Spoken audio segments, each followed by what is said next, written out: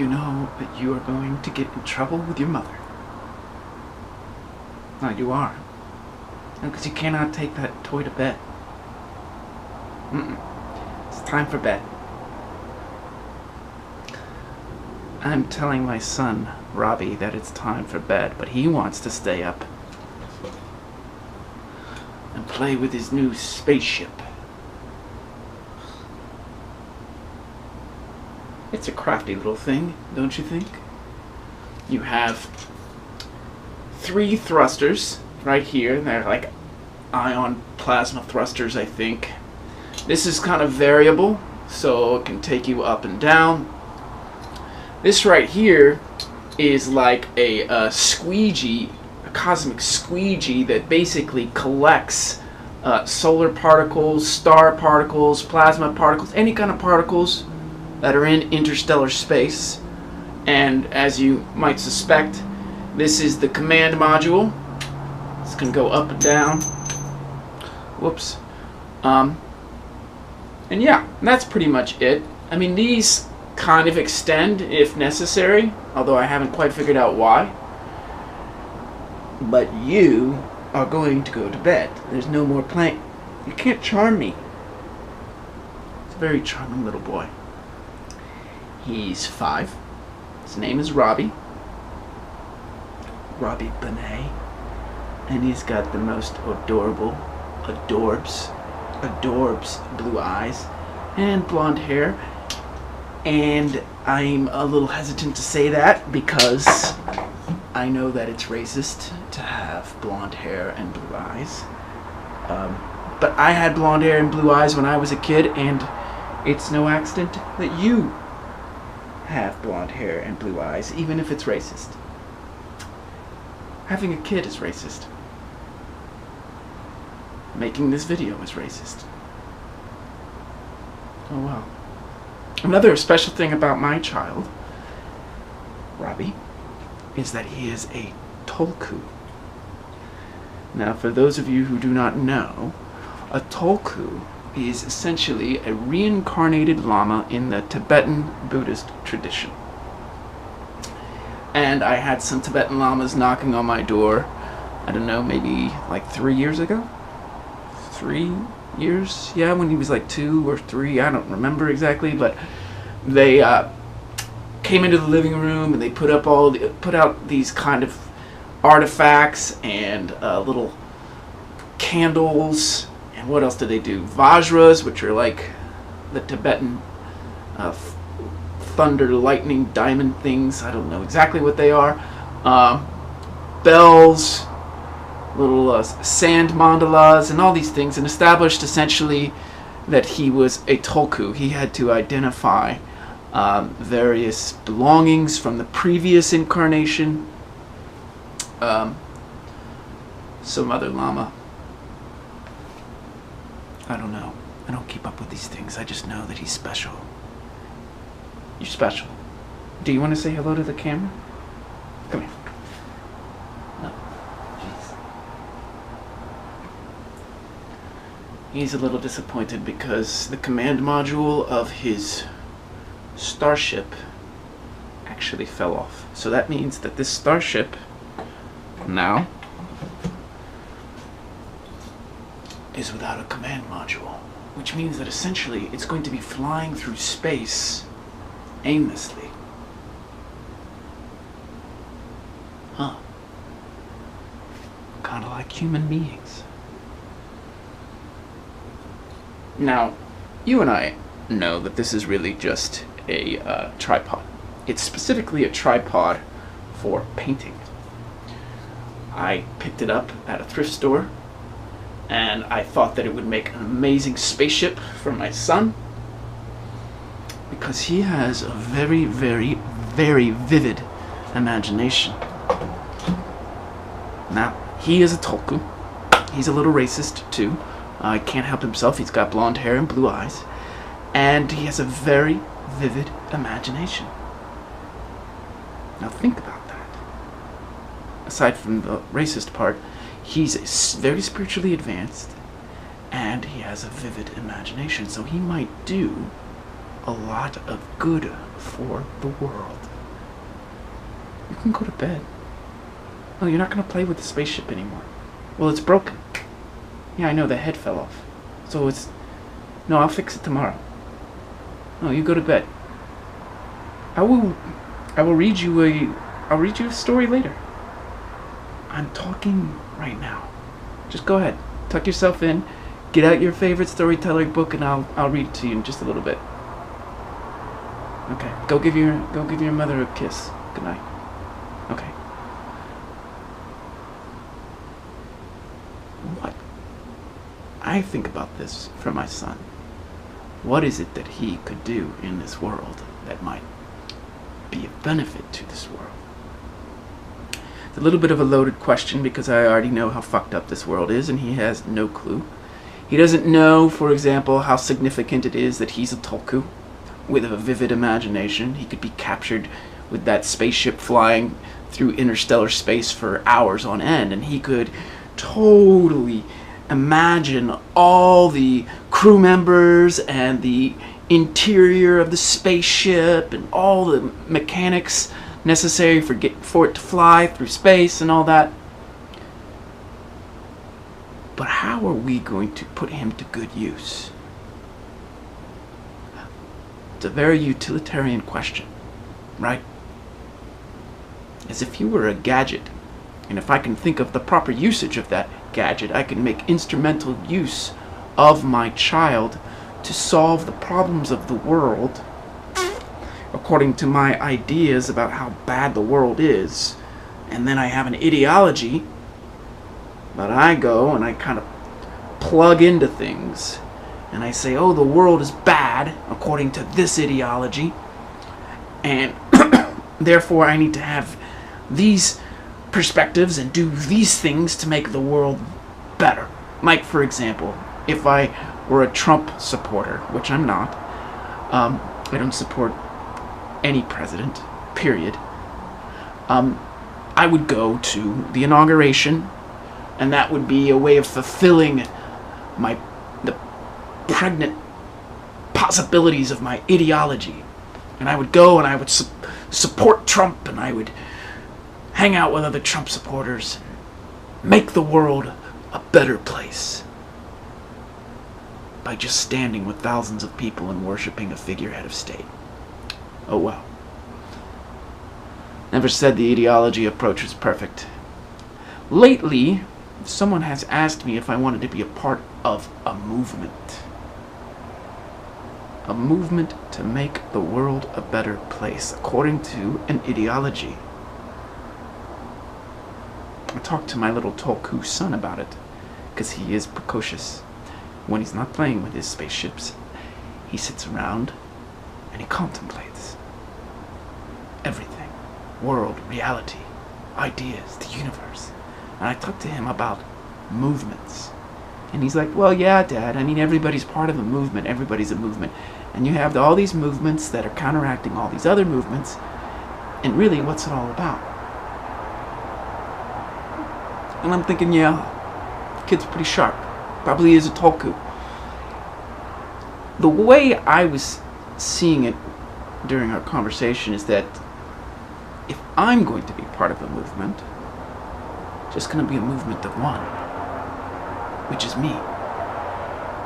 Which is so strange, because it's asserting the primacy of the individual, which is such an abnormal perspective, because we think in terms of the collective. Always. Always, always, always. And I think that's one of the reasons my son is so fascinated with outer space, because it's a way to jettison his body-mind out of the horrible burden of Earth's gravity and be free of its ideologies. Did you ever notice that? Ideologies everywhere. It's as if all the thoughts of your mind, each and every thought, is really just an ideology that you imported from elsewhere, and then that constitutes the nature of your consciousness. And you and everybody else around you are these carriers, these vehicles for ideologies. And they just seem to feel right and fit. But have you ever just kind of like pulled an ideology out of your ear, looked at it, pulled it down like a noodle, like a piece of spaghetti, and examined that superstring? Be like, there's one ideology. Ooh. There's... Go to bed. No. Okay. Your mother will be in there in 10 minutes. There's another ideology superstring that you pull out of your ear. Wiggle, wiggle, wiggle. Throw it on. There you have another ideology that you're just pulling out of your nostril. And there's another ideology too. Nice. Hi guys. Whoopsh. And you just find that your noodle is a bunch of noodles. Ideological noodles. All you've got up here are just noodle, noodle, noodle. Ideology, ideology, ideology. And so there's just like, and all the spaghetti comes out your ears, and spaghetti there, and spaghetti, spaghetti, spaghetti. It's like you're fucking eating pasta all the fucking time. Now what would happen if you stopped eating ideologies all the time with all that marinara sauce on top? Go to your room and talk. What would happen?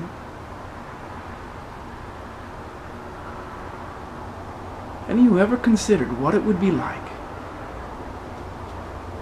if your mind weren't teeming with ideologies from everywhere? You know, all the ideologies that you pick up from Facebook, from the New York Times, from CNN, from Fox News, from your church.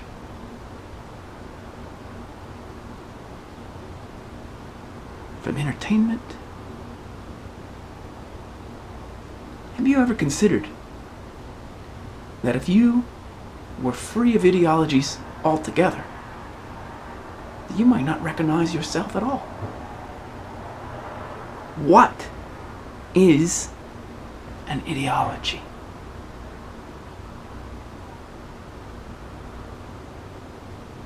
What is an ideology? Well, one thing I can say is that an ideology really helps with a knee-jerk reflexivity vis-a-vis existence. When you are in the depths of an ideology, everything is answerable really quickly. Did you ever notice that? You've got an answer for everything so quickly.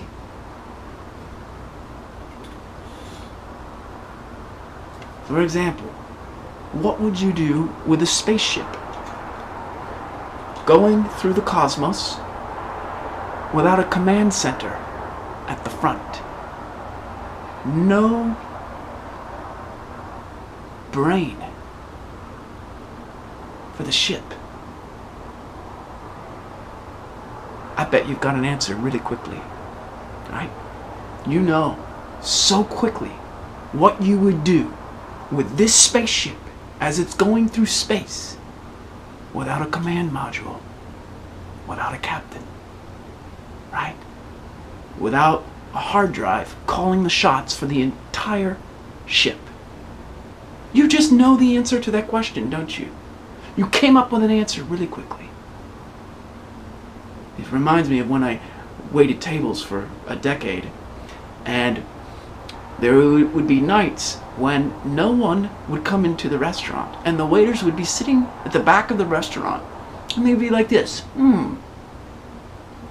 why are there no customers? And everybody had to come up with a story just to explain it, right? Now that's totally natural. I think that's totally beautiful. That's very creative. But what was tricky and quirky and conspicuous is that people really believed that they knew the answer. So they went from the laudable activity of creating a story, creating an explanation, exploring causality, to truly believing that their story was an accurate analysis of a very unknowable reality. So my son, who should be sleeping right now, has imagined this ship going through space. My son is a racist Tolku. I'm working on that. I'm working on him not being one. Racist.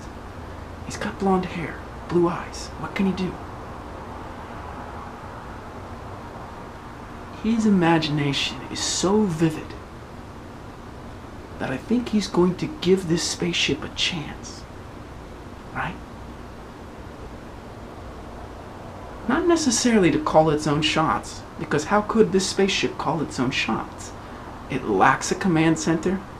It's really just a tripod.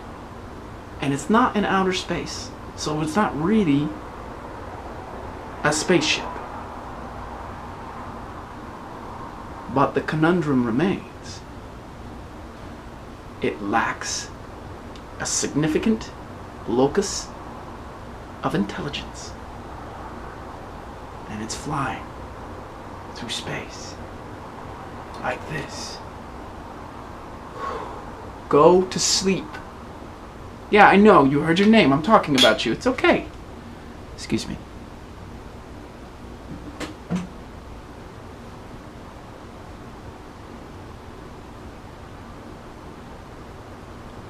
My son is precocious. His brain is not riddled with ideologies. His brain is very clear, very transparent. It hasn't been indoctrinated by all these viral memes of culture that subjugate the mind. Now, how long is it gonna be like that? You know? When I try to figure out his purpose and assign him a task vis-a-vis the plagues of civilization, when I think of him in the context of utilitarianism as an instrument for curing the planet, I collapse him. How ironic that our obsession with curing the planet would become a disease.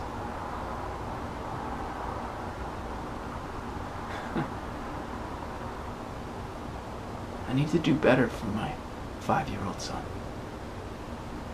Shut up. Go to sleep. Go to sleep. No, I'll tell you later why I'm talking. I need to do better. He's not part of a movement. He's the head of a spaceship drifting through space.